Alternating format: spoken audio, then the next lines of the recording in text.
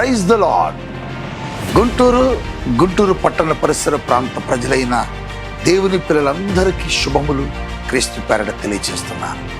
ప్రియులారా, కల్వరి మార్గం పాల్పృథ్వీ మినిస్ట్రీస్ వారి నిర్వహణలో ప్రతి నెల 3వ మంగళవారం ఉదయం 9 గంటలకు పరిశుద్ధాత్మ తైలాభిషేక స్వస్థత విడుదల ఆరాధన జరుగుతున్న సంగతి మీ అందరికీ తెలుసు.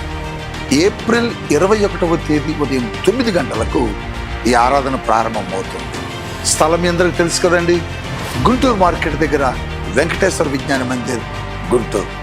ఇప్పటికే ఈ ఆరాధనలో పలు ప్రాంతాల నుంచి, పలు రాష్ట్రాల నుంచి, పలు పట్టణాల నుంచి, నగరాల నుంచి, అనేక గ్రామాల నుంచి తండోపతండాలుగా ప్రజలు ఈ ఆరాధనలో పాల్గొని దైవ కార్యాలు పొందుకున్నారు. ఆనాటి అపోస్తుల కాలంలో జరిగిన పరిశుద్ధాత్మ శక్తి కలిగిన కార్యాలు పొందుకుంటున్నారు. మీరు కూడా ఆశ కలిగి దేవుని కార్యాల కొరకు ఎదురు చూస్తున్నారా?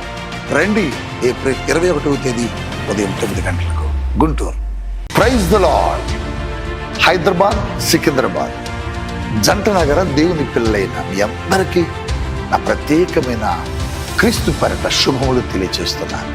ప్రియులారా, ప్రతి ఆదివారం కల్వరి మార్గం పాల్పృథ్వీ మినిస్ట్రీస్ నుంచి ప్రతి ఆదివారం సాయంత్రం 6 గంటలకు ఆదివారపు సాయంకాల స్వస్థత విడుదల ఆరాధన జరుగుతుంది.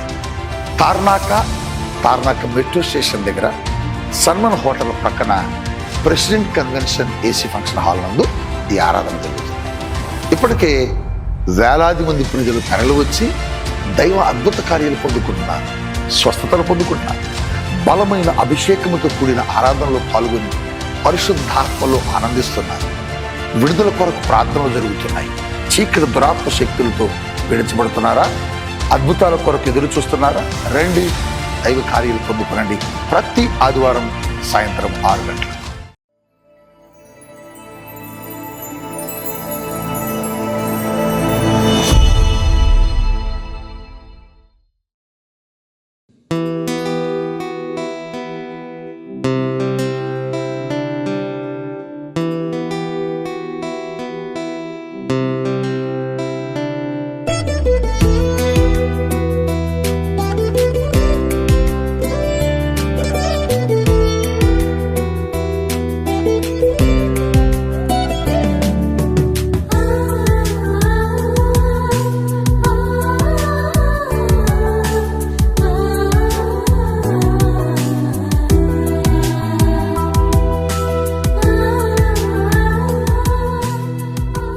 మాకు అత్యంత ప్రియులైన దేవుని పిల్లలందరికీ కూడా దేవుని యొక్క ప్రశస్తమైన నామంలో మీ అందరికీ కూడా మా శుభాభివందనాలు తెలియజేస్తున్నాను.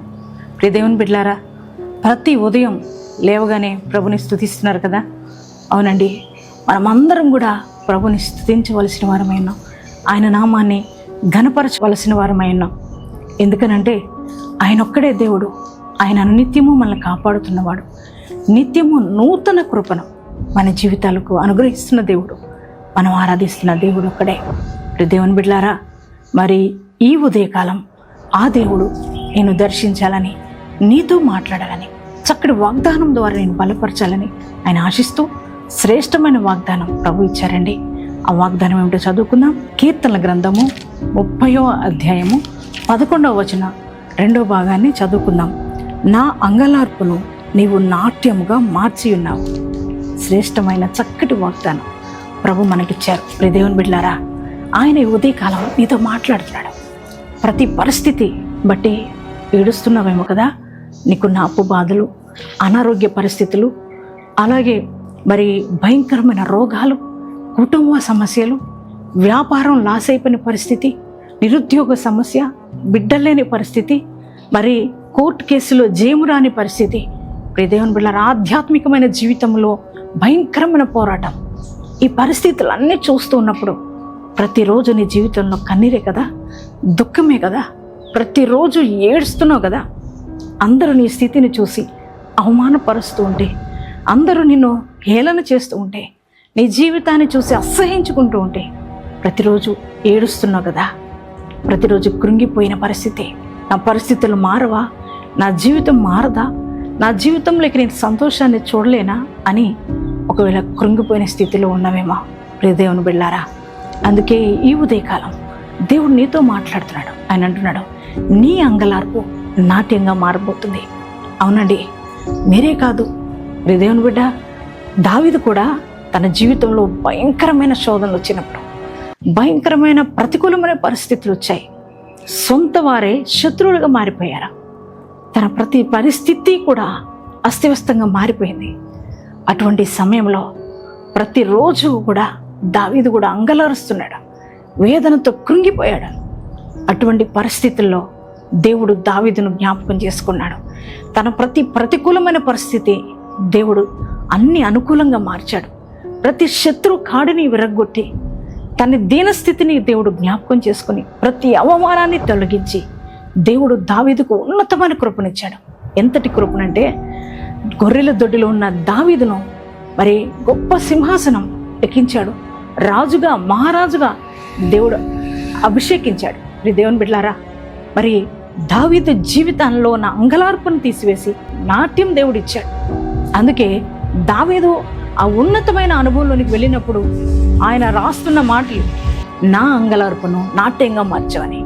ఎవరైతే అవమానపరిచారో, ఎవరైతే హేళన చేశారో వారందరి ఎదుట దేవుడు దావీదుని ఎంతగానో గణపరిచినప్పుడు, సంతోషంతో తనకున్న సమస్తాన్ని దేవుడు అనుగ్రహించినప్పుడు, అవన్నిటి మధ్యలో దావీదు సంతోషిస్తూ ఎంతగానో అందరి ఎదుట గొప్ప సాక్ష్యం ఇస్తున్నాడు, నా దేవుడు నా అంగలార్పును నాట్యంగా మార్చాడని.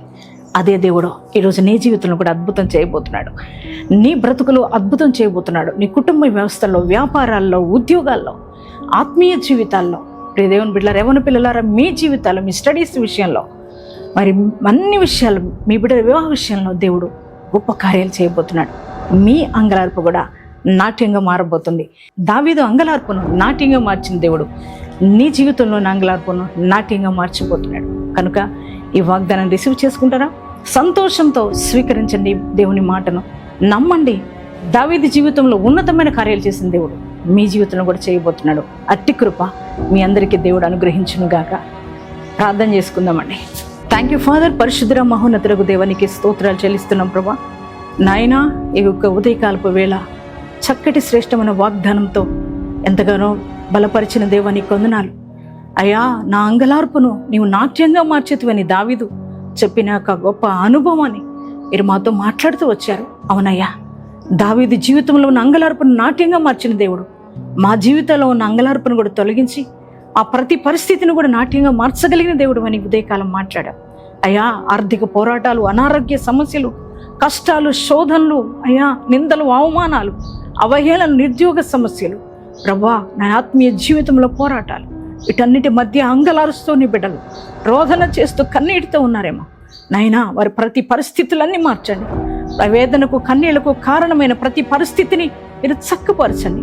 వారి కన్నీరు కూడా, అయ్యా వారి అంగలార్పు కూడా నువ్వు నాట్యంగా మార్చబోతున్నందుకు నీకే కృతజ్ఞతలు, స్తోత్రాలు. వారి అంగలార్పు నువ్వు నాట్యంగా మార్చి వారి ప్రతి పరిస్థితిని చక్కపెట్టి దావీదు లాంటి గొప్ప సాక్షులుగా వారు నిలబెట్టమని, నేను ఈరోజు మ్యారేజ్ డేస్ బాడీ చేసుకున్న ప్రతి వారిని దీవించమని, అయ్యా నాయన ఈ దినమంతా నీ ప్రజెన్స్ మాకు తోడుగా ఉంచి నడిపించమని యేసు నామములో ప్రార్థిస్తున్నాం తండ్రి. ఆమేన్.